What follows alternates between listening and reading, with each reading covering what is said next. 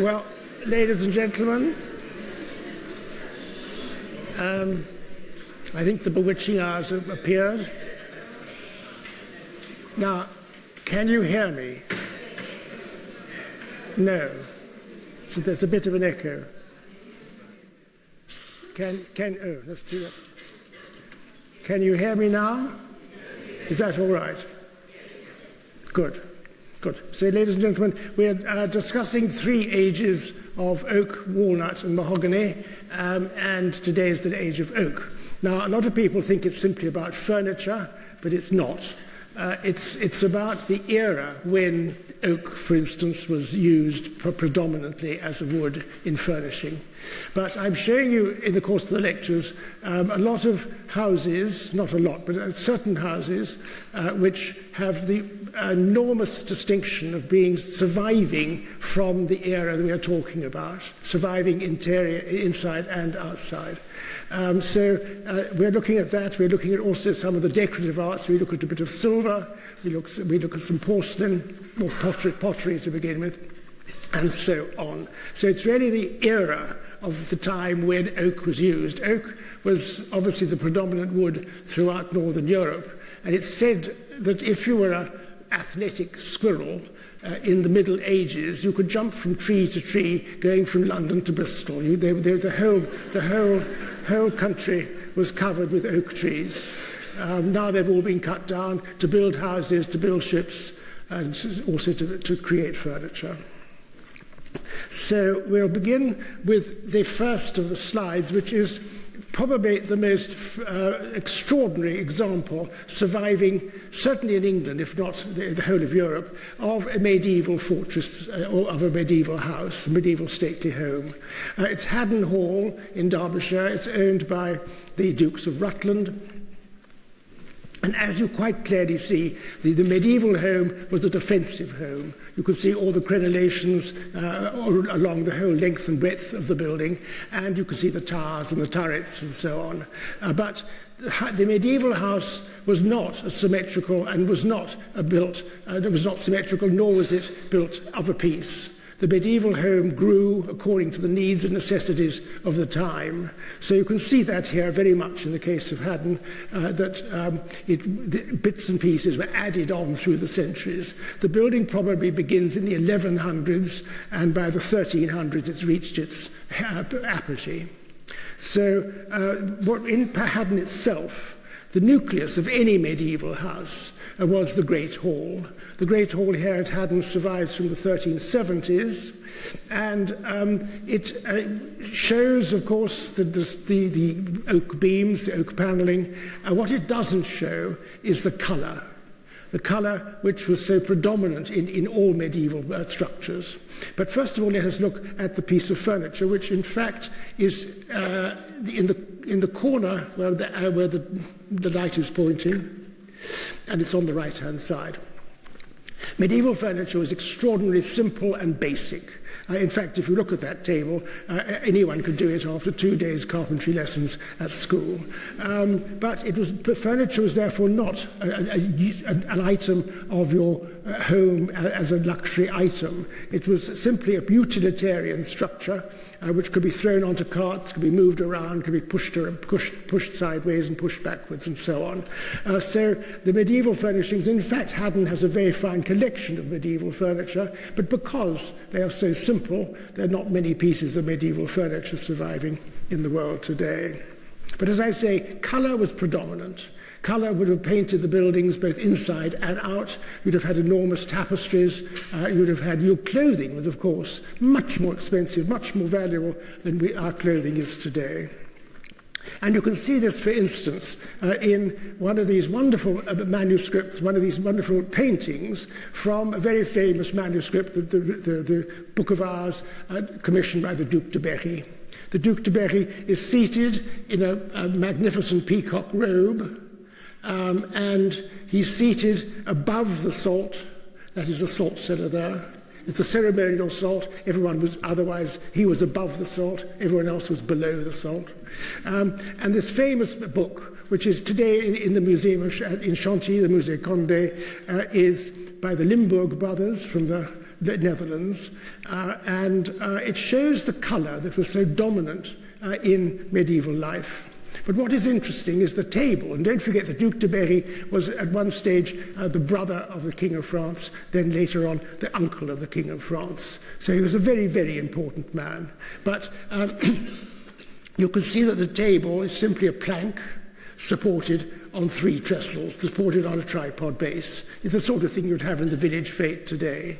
So the emphasis, of course, is on your silverware, the salt itself, but then right up at the left-hand side, all the elaborate ornaments which you would display to show your wealth. Similarly, there's... Okay. Right. There's awful trouble with the mics, I'm afraid, but that's a bit better, isn't it? Except I'm losing my voice now.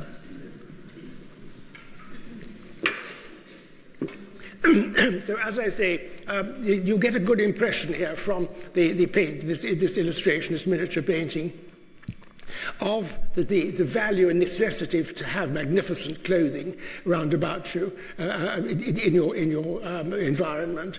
And what is interesting there, if you see in the background, this is a tapestry showing a lot of medieval knights going into battle, and the fact is that the tapestry didn't fit the room. So therefore you can quite clearly see in the detail there that it's just been chopped up. And they've just cut away the rest of the tapestry so that the fireplace can function. So it's this extraordinary sort of attitude towards the value of these things at the time. And so it's a very, very different world, a completely different world to ours today. But anyway, the value, the importance, of course, is the colour. In addition, it's the textiles generally. Here in a painting which is German, it's in the Munich Art Gallery, The Birth of the Virgin, shows the significance of textiles. It's an enormous bed cover here, this magnificent red bed cover, the curtains tied up above. It's the Birth of the Virgin. There's a little virgin just been born to her mother, St. Anne. In addition, there's the leather back to the bed, the leather surround, providing a bit of privacy, and of course the simple furniture again, simple chest, simple cupboard at the background.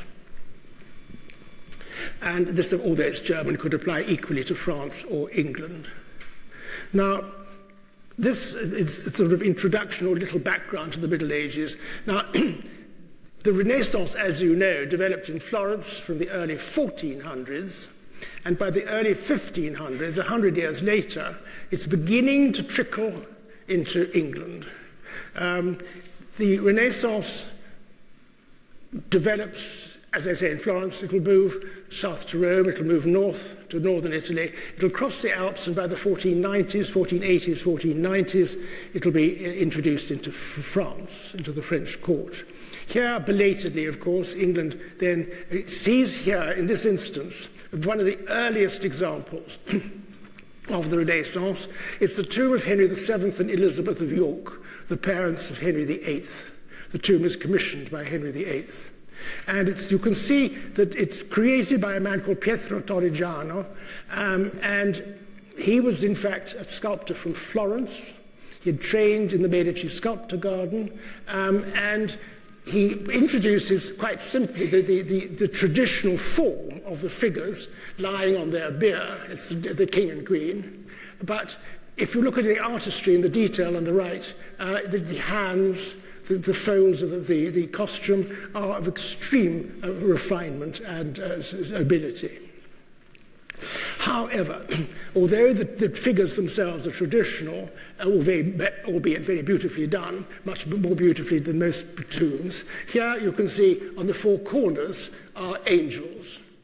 Angels which are very much a Renaissance symbol, as are the ornament around the tomb. You can see a bit of the ornament here, and then at the back of the tomb, at the base of the tomb rather, you'll see further ornament from the Renaissance. So this is a very early glimpse of a new world that is beginning to filter through into Britain by the early 1500s. This is 1512, 1522. Similarly here, Hampton Court Palace. Hampton Court Palace was built, as you know, by Cardinal Wolsey. Cardinal Wolsey, the chief minister to Henry VIII. Cardinal Wolsey then rather overreached his position, and the king not only dismissed him, but he took over his palace. It's a good example of the fact that you never must upstage the boss, really. And here Cardinal Wolsey had built this palace. In fact, the towers originally, these towers you see in the building, these towers originally were very, very tall. They were cut down in the 18th century. But it is essentially a medieval building. Again, it's defensive. It's got towers. It's got turrets. It's got a drawbridge. Now, of course, there's a fixed bridge here, but it was originally a drawbridge. So it was very much a medieval structure of defense. With, in addition, created again by a sculptor from Florence called Giovanni da Maiano, you have these roundels. These roundels in the towers on each side. These roundels in the towers, and there's a detail of one of them. They are made of terracotta, they're clay. They would have been covered originally with a tin glaze, brightly painted. The tin glaze, obviously, through the centuries has been completely worn away. But they show a completely new approach, a sophisticated awareness of the ancient Roman and Greek past.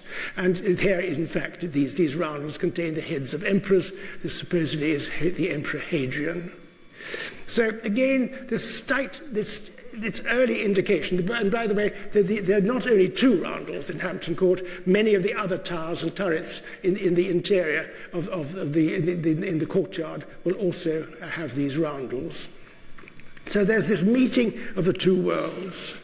And nothing emphasizes this more than when, in fact, there was a famous diplomatic meeting between Henry VIII of England and the King of France, François Premier, the King of France, Prince Francis I. These two young, dynamic, very arrogant, very self-confident men met on the continent. They met on English soil because England still owned a little pocket of land round about Calais. And there was this famous meeting, which is known as the Field of the Cloth of Gold. It was the two men competing with each other to show off. It was a tremendous display of their sort of entourage and their palaces and their buildings and so on. Here you can see Henry VIII. Excuse me. Here you can see Henry VIII. The battery's gone. Anyway, you can see him at the bottom there. And he's followed by this enormous river of people, which I think is a slight exaggeration. But he brought with him all the nobility. And then on the right-hand side, you'll see that rather strange sort of structure, which was temporary. It was simply a sort of facade. It was a temporary structure, built of plywood and cardboard and so on. The tents in the background. And you can see here that there was a tremendous competition between the two men. Now, what was so evident to Henry and his English nobility was that the French already had a far more sophisticated approach towards life and living. It was quite an eye-opener, generally, in the case of the English. And it was one of those sort of seminal moments in the history of design. At the meeting of Henry VIII, the 7th to the 24th of June, 1520. It's in the Royal Collection today. Now, a result of that, a direct result, is Sutton Place in Surrey. Sutton Place was built by a man called Sir Richard Weston. You can see him on the top left. And he builds what is a new version of the medieval home because there's no defense, there's no moat, there are no turrets and towers. It's symmetrical.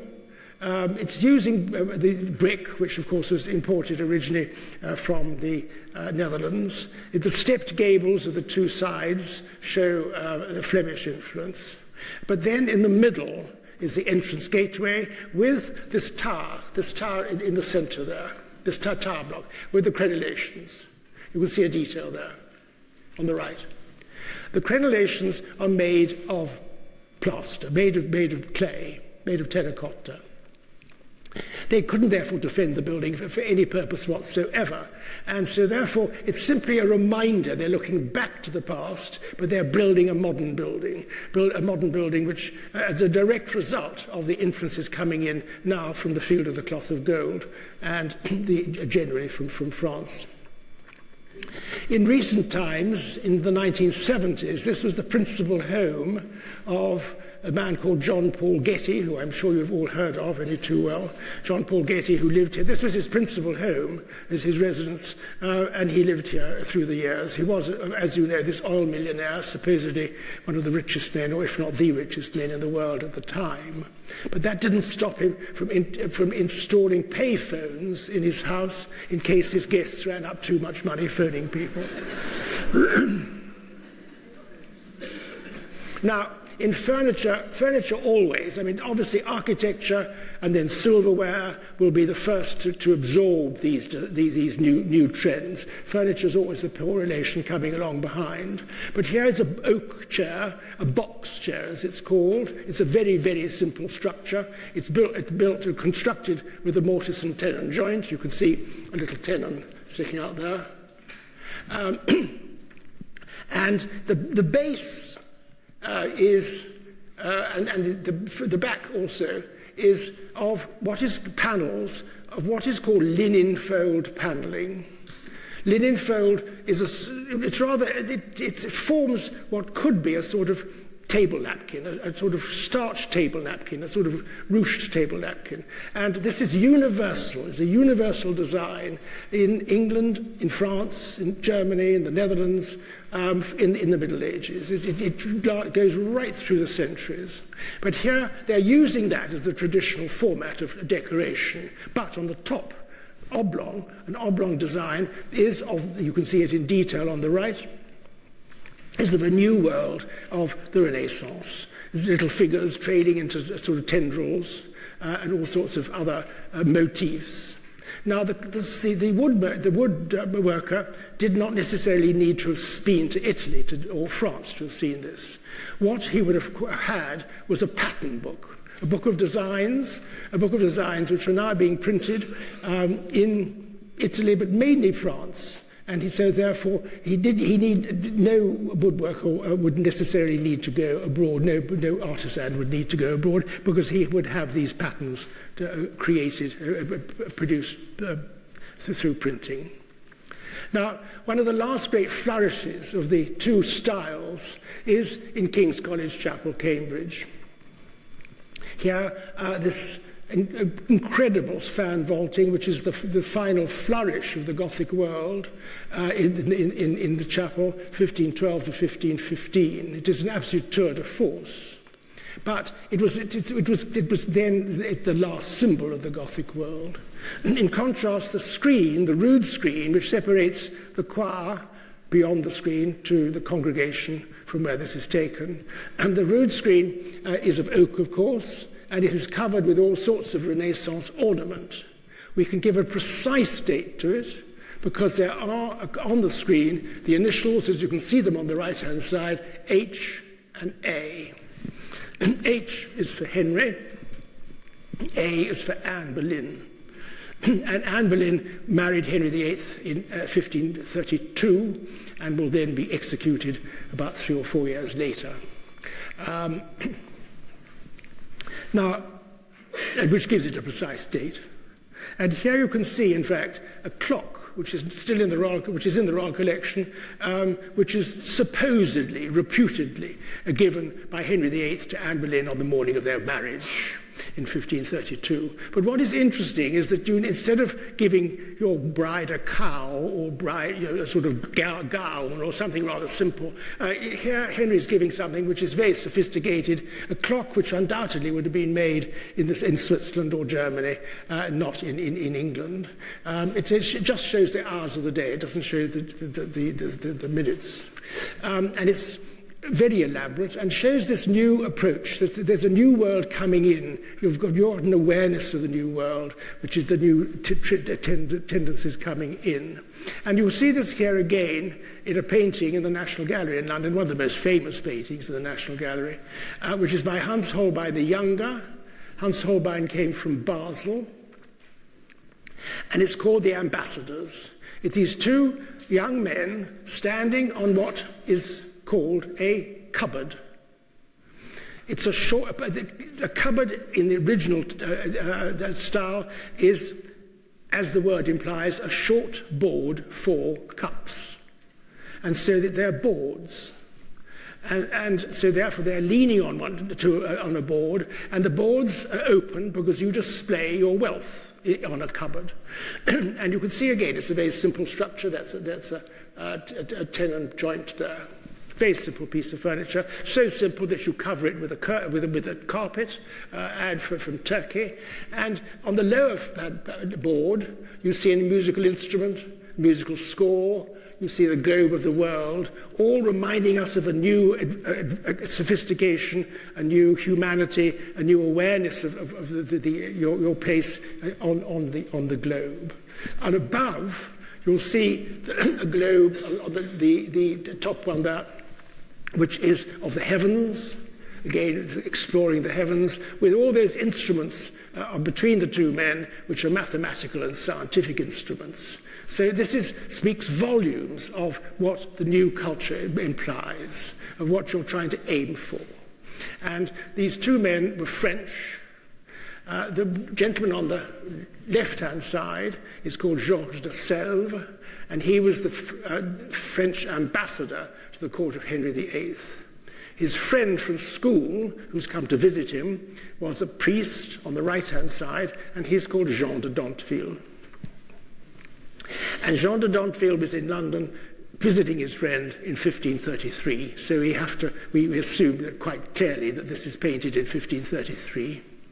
What has always amused people, until fairly recently, is this strange piece of bone running between the two men. And only fairly recently, by which I mean 100 years ago, they discovered if you stand right on the far right-hand side of this painting, almost with your nose to the wall, you then can, this bone condenses to a skull. And it's a reminder that however grand these two men were, however magnificently dressed they were, that death is approaching, a memento mori. But other than that, I think what I want to emphasize is the new sophistication, the new learning, the new aspect of culture that is emphasized by the items on the cupboard. Now, all this is taking place in an environment like Little Morton Hall. Little Morton Hall is an absolute prize example of a Tudor 16th century Elizabethan house. It's in Cheshire, and it's owned by the National Trust today. It's higgledy-piggledy, and this is the environment which you must, in your mind, think of, basically, for the period we're discussing. This is the period of the oak. And in fact, this, of course, uses oak considerably. All the beams are of oak. You don't paint the beams. It was only in recent years when Lord Leverhulme, who created Omo soap powder, created for his factory a whole series of cottages for his workmen in what is called Port Sunlight in the north of England. And then because he wanted to emphasize the whiteness of his timbered buildings, so Omo washes white, of course, he wanted to emphasize the white, so he paints the wood black, but you don't. You must actually, in olden times, the wood is left to actually change into a rather lovely grey. Oak is terribly strong, as you know. It'll survive through the centuries without any trouble. And therefore, the white, of course, is the Nathan plaster painted with lime. So Little Morton Hall is the sort of environment one must imagine that the majority of people will live in the period of the 16th century. Now, Queen Elizabeth was the second child of Henry VIII. Her older sister was Mary. Her older sister was born to Catherine of Aragon. Elizabeth, of course, is the daughter of Anne Boleyn. And so in the mid-century, like Little Morton Hall I've just shown you, Queen Mary I will be on the throne. And Elizabeth will be a semi-prisoner, basically, until Queen Mary dies. And thereafter, of course, you're going to have Queen Elizabeth as the ruler of England, and a very, very powerful woman she is too, as we all know. And it's a reminder that by the time of the Renaissance, all these ideas, which are basically intellectual, are also certain aspects of living is included, and there is an awareness of the position of women in society. And there is a chair in the V&A which is called a cacatoire chair, and a cacatoire means to gossip or to chatter, and which it may be it is a bit degrading, but at least it is a chair for a woman to sit on now. Previously, she would have to sit on a stool. No, you sat on a stool at your husband's feet, and now at least you have a chair designed for you, and it's called a cacatoire chair. It's in the V&A. It's oak, of course, and it has this panel in the middle. An oblong panel with a Renaissance ornament, and there is a central bust of a young girl in a diamond-shaped lozenge. Now,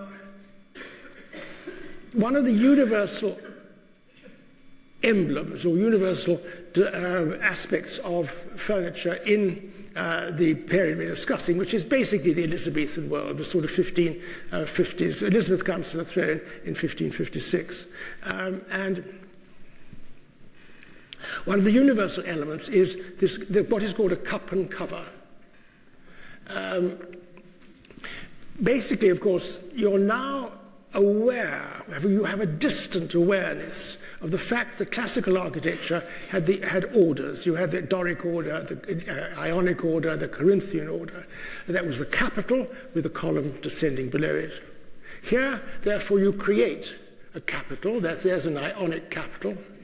And you don't put a column, you don't put a single piece of, you don't have a column beneath it. You make it a rather large, bulbous affair, which is extraordinarily naive and very strange. And it's called a cup and cover.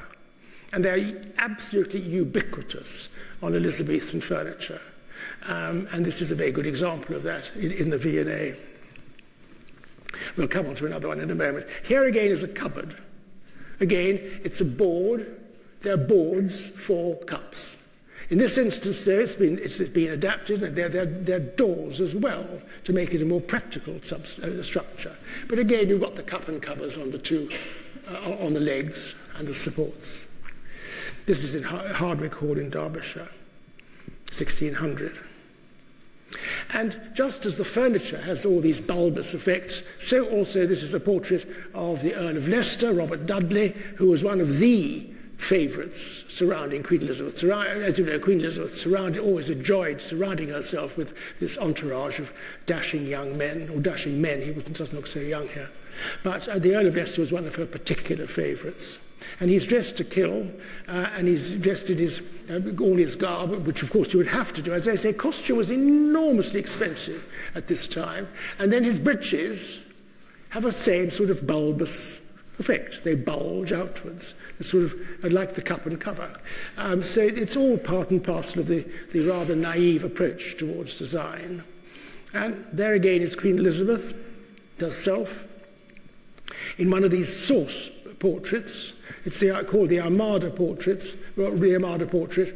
And the Armada, of course, the Spanish Armada was destroyed in 1588.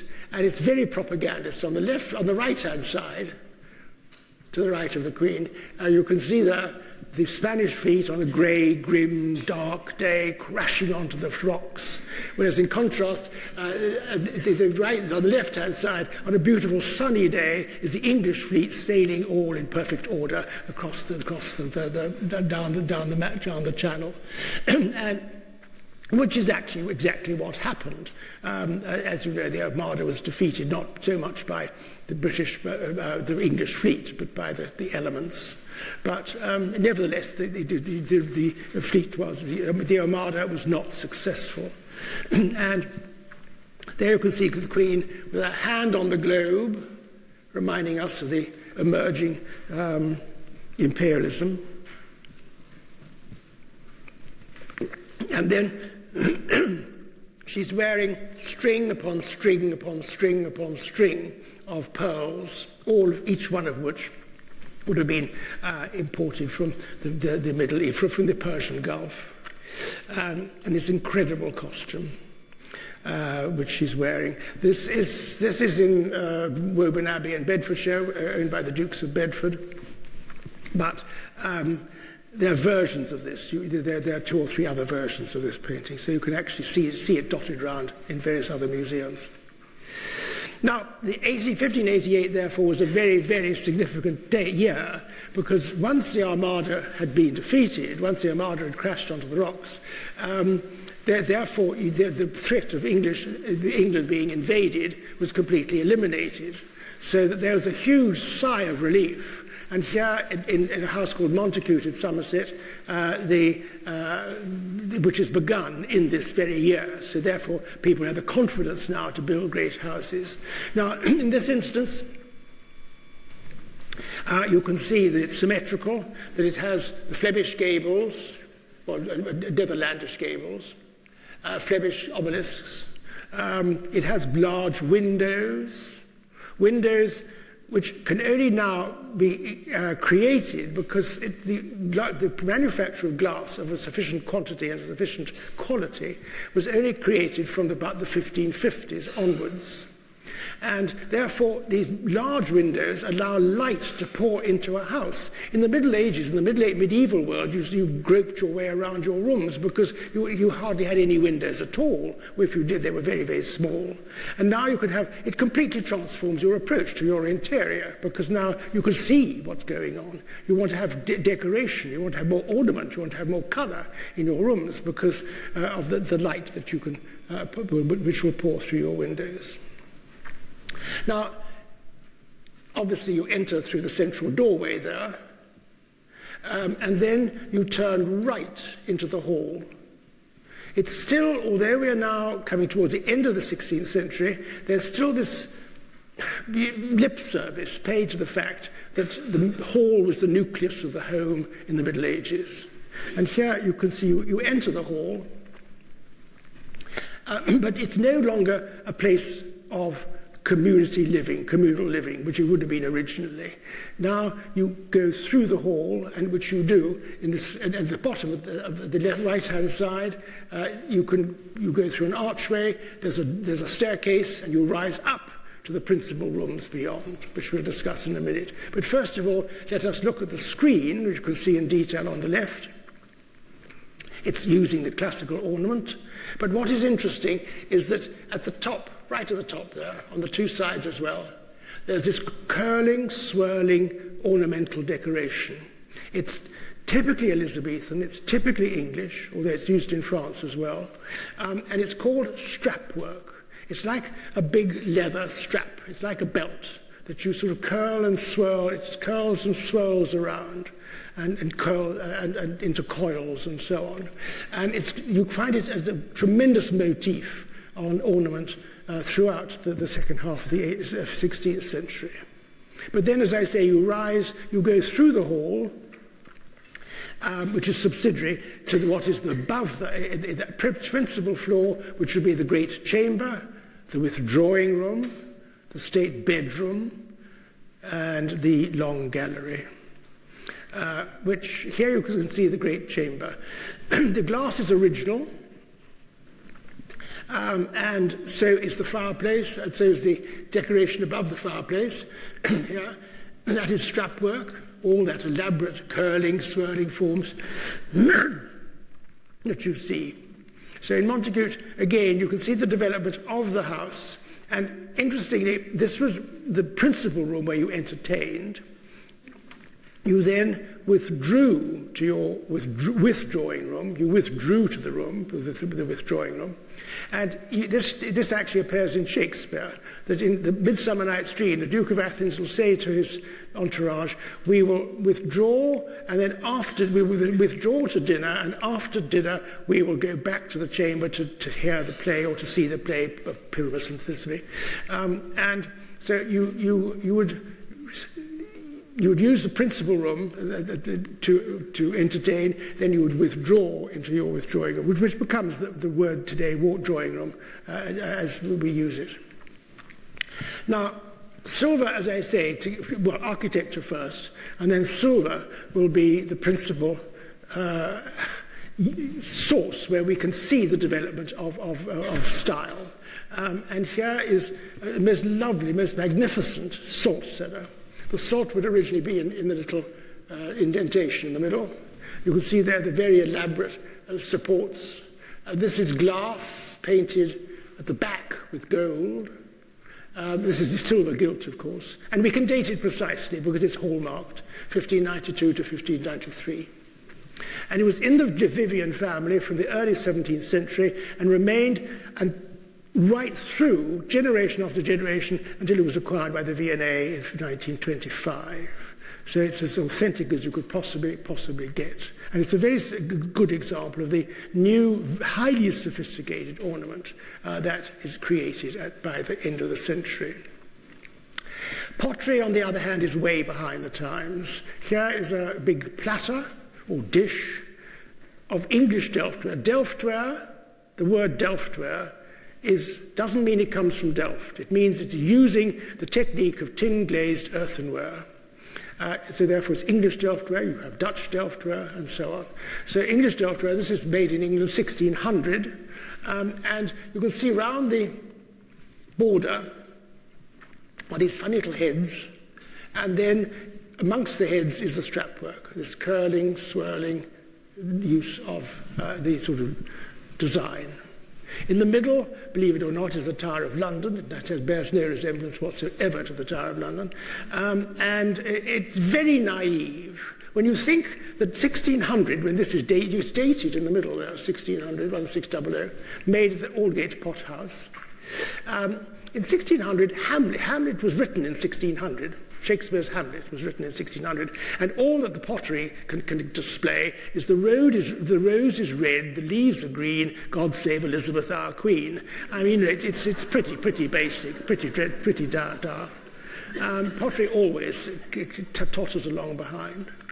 And here again, a none such chest. Now, the word none such means not only is it related to the fact that Henry VIII built a palace called Nonsuch, which has long since disappeared. It was demolished in the 17th century. But it also means that this chest, there are none such like it, because there were such extraordinary examples of artistry at the time. It's a technique which is derived from Germany, and you have a solid wooden base, have a solid wooden carcass structure, into which you dig out little areas and insert coloured woods. So all these different colours, all these different patterns presuppose that you've dug into the wood and applied into that hole the little pieces of wood, pieces of fruit wood, which would be then painted or dyed different colours. A none such chest, or any chest for that matter, would not be this plain, rather lovely sort of beigey, browny colour.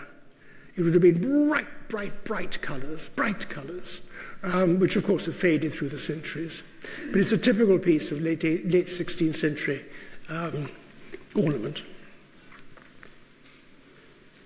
Now, Hardwick Hall is the final flourish of the Elizabethan world in the form of architecture. This is Hardwick Hall, built in Derbyshire, owned today by the National Trust, built in 1590 to 97.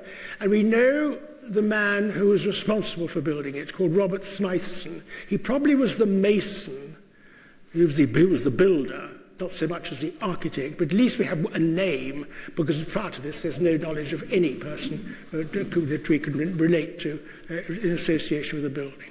Robert Smythson was the first name of a very, very shadowy man. We know nothing about him.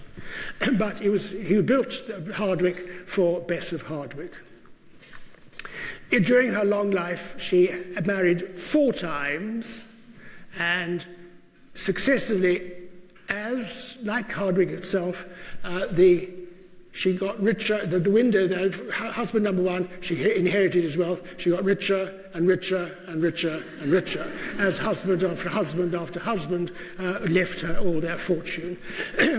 Yeah, sensible career move, really.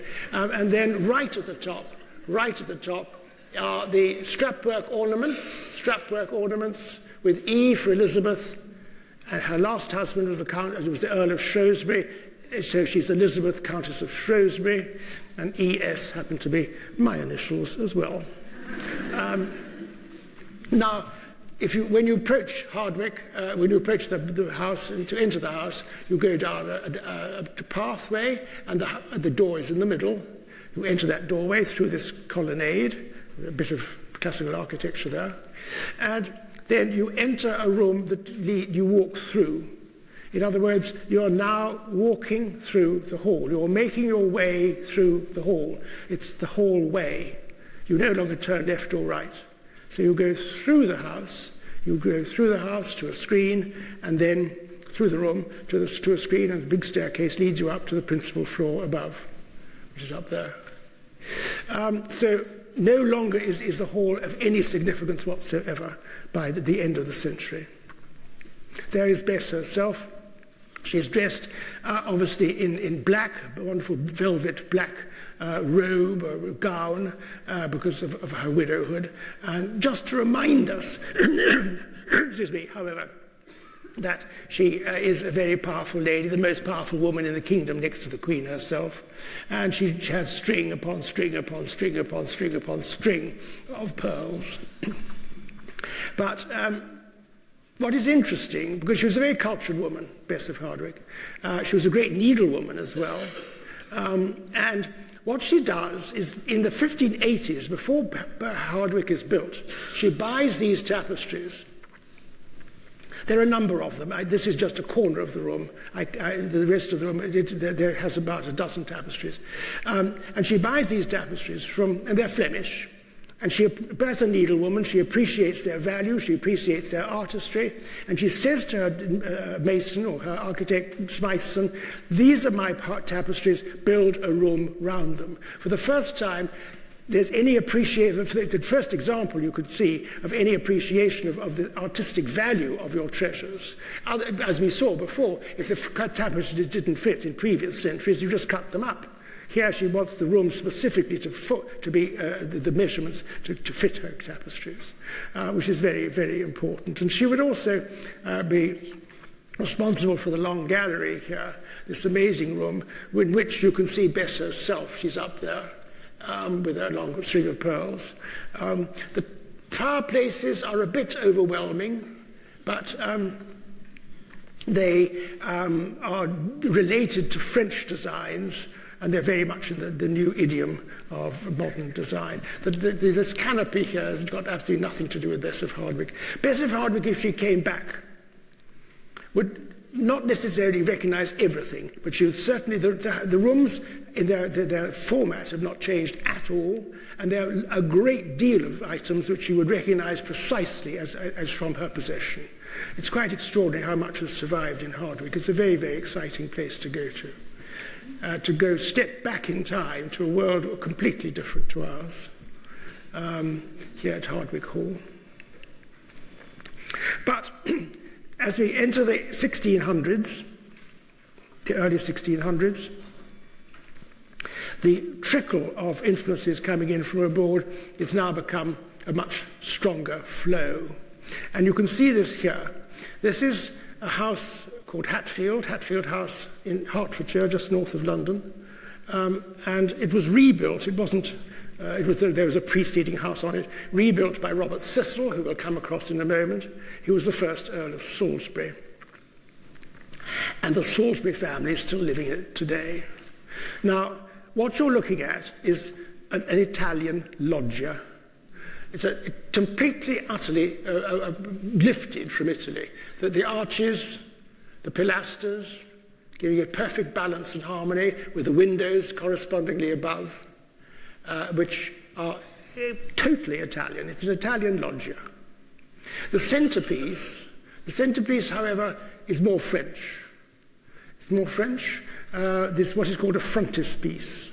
You see them on buildings of mid-century, mid-16th century in France. And the gables, of course, come from the Netherlands, come from the Low Countries. So you've got a bit of everything in this building. But it shows there's a new understanding and a new awareness of what it's all about. You don't just have strap work, or you don't just have cup and covers, or you don't just have big windows. You're beginning to realize that you need a certain harmony, a certain balance, a certain proportion in your buildings. And you see this here with Robert Cecil. Now, just a couple, we're jumping a bit, but here in the range of furniture, as I say, a house would only have one armchair. A house would only have one armchair. That armchair was a symbol of the authority that the lord of the manor, the owner of the house had. The man, in other words. So therefore, when they put a back on a stool, they don't know what to call it. We call it a chair, which of course comes from the French. But nevertheless, this is called a back stool, because it's a new piece of furniture. They don't know what to call it. And also, in this instance, you have the embroidery, very elaborate, rather loud embroidery, which relates to Turkish carpets, which is why it's called Turkey work. And it is the original embroidery, looking very, very, very tattered, but then so would I or you if you were 400 years old. So, I mean, it's not too bad, rarely. And similarly there on the right is a chest of drawers. We would call it a chest of drawers. There are drawers inside, but it's called a chest on chest because, again, we don't know what to call it yet. And what's interesting here, but we'll discuss this more tomorrow, is the influence of the East. That is, the background there is the centre, it's not in the middle. The centre is mother of pearl. The little white circles are ivory.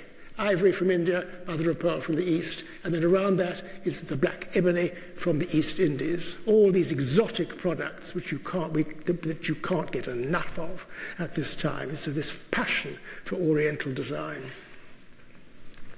Silverware, as usual, leading the pack.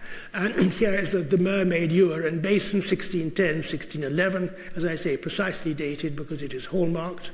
And the butler would bring the bowl to you. You would wash your hands, or he'd pour the water over you, and you would wash your hands in the bowl. The water is poured out from a mermaid. She's the ewer. And inevitably, you can guess it, when you lift it up, the water comes out of her nipples.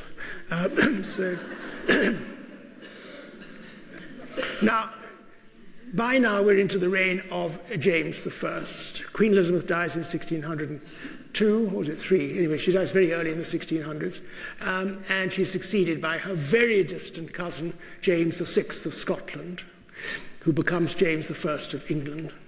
And he's married on the right-hand side to Anne of Denmark. She obviously was a Danish princess whose brother was the very famous Renaissance king of Denmark, Christian IV. And Anne of Denmark was a very cultured woman. And it's felt, we can't confirm it, of course, but it's felt that her influence is very clear upon the fact that she then introduced into England what is called the masque. The masque was a sort of amalgam of theatre, opera, and ballet. And it was probably, to our mind today, very, very naive, but it was sumptuously done. Amazing sets were produced, amazing costumes were produced. The court participated in the event. She danced or sang in these masques. And therefore, it was very much an exclusive thing. To get a ticket to attend a masque was rather like gold dust. It was a very privileged thing to be invited. But it's thought to be the masque is the origin of what is today modern ballet and modern opera. And it started in England, at any rate, with Queen Anne of Denmark. Now, a building was built specifically for it, which you can see behind James I. You can see behind him there are the columns and so on of what is the Banqueting House. The Banqueting House was designed by Inigo Jones, and of course today is one of the most important and one of the finest surviving examples of early architecture in Britain. It's wholly and utterly attuned to European design, to Italian principles. There's no longer more glass than wall as in Hardwick. There's no longer lots of strap work. It's very, very, very sophisticated. You have the two sides leading towards the columnar centre. You have running across the lower part, you have the triangle, it's a semicircular and triangular pediments of the windows. It is balanced, it's harmonious. You have the swags above and the balustrade on top. The whole thing shows a complete and utter understanding of what the Italian Renaissance was all about. And this is Inigo Jones's portrait you see on the top left, and he is the first known person to go specifically to Italy to study the works of architecture, principally by Palladio and others in northern Italy. The slide was taken on a very, very, very cold morning in February. It was a Sunday. It was about 30 years ago, and in my funny little rickety old Triumph car, I drove off and did, because of course Sunday is the only day you can photograph any buildings in London because you're fairly free of traffic. And I took this photograph, and you can see how cold it is because the mane of the horse is covered with snow. It's the mane of General Haig on his horse. Anyway, the Banqueting House was the setting for these masks and setting for the very sophisticated, far more artistically attuned court of James I and his wife, Queen of Denmark, and of Denmark. At the same time, there's a conference held in London. The Spanish representatives are on the left, the English representatives are on the right, and there's Robert Cecil who rebuilt Hatfield. That is the chief minister of Britain, and they're seated at a table with a huge, magnificent Turkish carpet on the table itself. Now,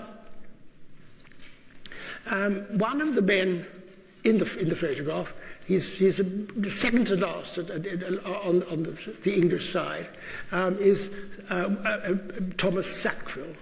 Thomas Sackville owned a house called Knowle, K-N-O-L-E, Knowle in Kent, National Trust, and it's been written by the Trust that unlike virtually all surviving great English houses, Knowle today still looks as it did when Thomas Sackville died in 1608.